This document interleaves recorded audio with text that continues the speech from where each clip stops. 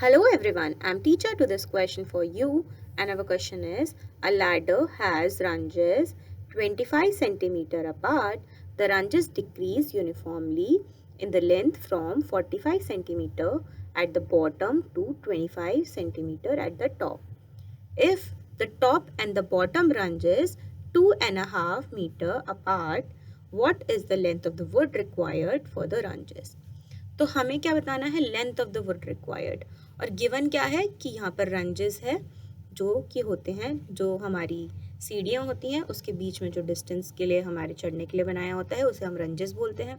तो वो जो रंजेस है हमारी वो यहाँ पर बीच बीच में बनी हुई हैं। तो ये जो बनी है, जो सबसे नीचे वाली है वो सबसे बड़ी है, वो है 45, और इसी तरीके से ये कम होती जा रही है और ऊपर वाली हो गई है 25 सेंटीमीटर। अब देखें तो ये टोटल जो डिस्टेंस है दो रंजेस के बीच में, टॉप एंड बॉटम की, वो है 2.5 मीटर। तो 2.5 मीटर जो रंजेस के बीच में डिस्टेंस है, और हमें बोला हुआ है कि ईच रंजेस जो है दूसरे रंजेस से जो बीच में डिस्टेंस है वो है 25 सेंटीमीटर। तो हमें यहाँ पर बताना है कि टोटल कितनी वुड लगी है इसको बनाने के लिए। तो उसके लिए हम देखेंगे कि डिस्टेंस है जो रंजेस का वो दिया है 2.5। तो हम देखते हैं कि distance between top and the bottom रंज कितना दिया हुआ है हमें, 2.5 मीटर। तो इसका मतलब हम इसको किस तरीके से लिखेंगे कि जो हमें यहाँ पर दिया हुआ है, distance between top and bottom जो हमारी रंजेस है वो कितना है, इज इक्वल्स टू 250 सेंटीमीटर या फिर 2.5 मीटर। तो हमें दिया था 2.5 मीटर, बट यहाँ पर सेंटीमीटर में दिया हुआ है 25, तो इसलिए हम इसको 250 सेंटीमीटर भी लिख सकते हैं। उसके अलावा हमें दिया हुआ है कि जो हमारी टॉप एंड बॉटम रंज है वो कितनी है। सो जो टॉप वाली रंज है हमारी रंजेस वो है हमारी 25 सेंटीमीटर की, और जो बॉटम वाली है वो है हमारी 45 सेंटीमीटर की। उसके अलावा हमें ये भी दिया हुआ है कि जो दो रंचेस है उसके बीच में जो डिस्टेंस है वो कितना है, तो उसको लिखेंगे distance between two ranches is equals to 25 centimetre.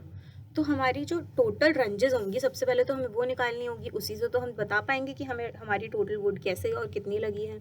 तो अगर देखते हैं कि हमारी टोटल रंजेस हैं वो कितनी है, तो वो होंगी 250 डिवाइडेड बाय 25 + 1। ऐसा क्यों है, अब देखिए टोटल डिस्टेंस है कितना, 250। तो अगर हर दो के बीच में है 25 का डिस्टेंस, तो उसको डिवाइड कर देंगे तो नंबर आ जाएगा।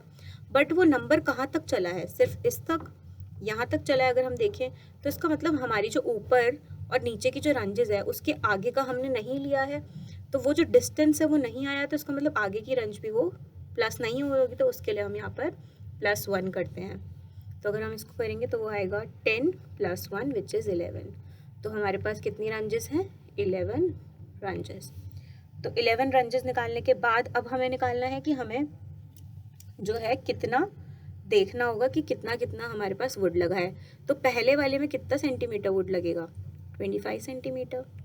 सेकेंड में लग रहा है हमारा नहीं पता, और उसके बाद बढ़ते बढ़ते बढ़ते बढ़ते जो हमारा है वो 11th के बाद हमारा जो 11th है उसके अंदर कितना लग रहा है, 45 सेंटीमीटर। तो इसी तरीके से हम ये देख रहे हैं कि हमारा किस तरीके से ये जो है रंजिस का वो आ रहा है। तो जो कॉन्स्टेंटली बढ़ रहा होगा, जो हमारी वैल्यू इसकी बढ़ रही होगी रंज की हर एक की, तो वो जिस तरीके से बढ़ रही होगी वो हमेशा सेम होगा।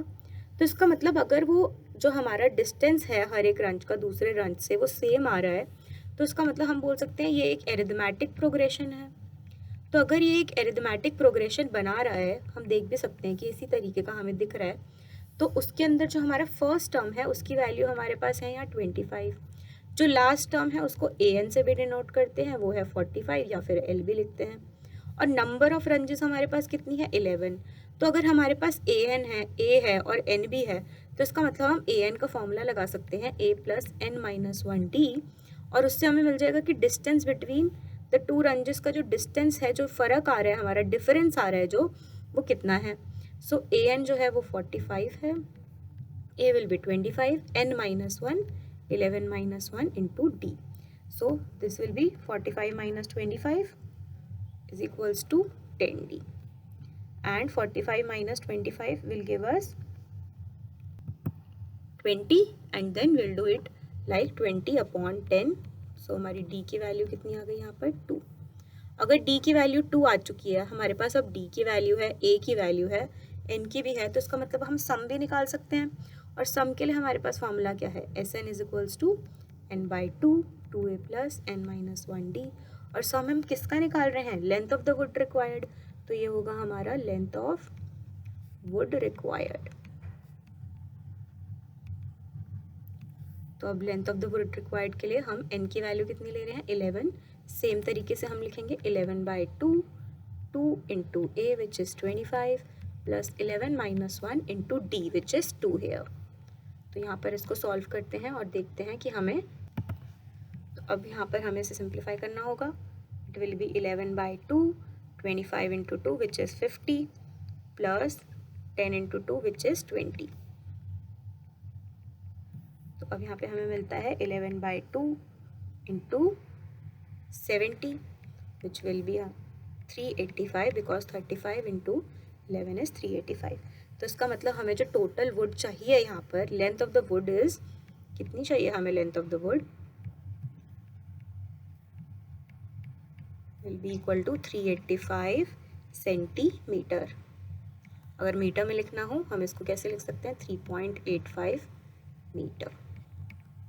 तो इस क्वेश्चन में हमें दिया था कि हमारे पास कुछ रंजेस हैं, तो हमने उन रंजेस को इस तरीके से लगाया है.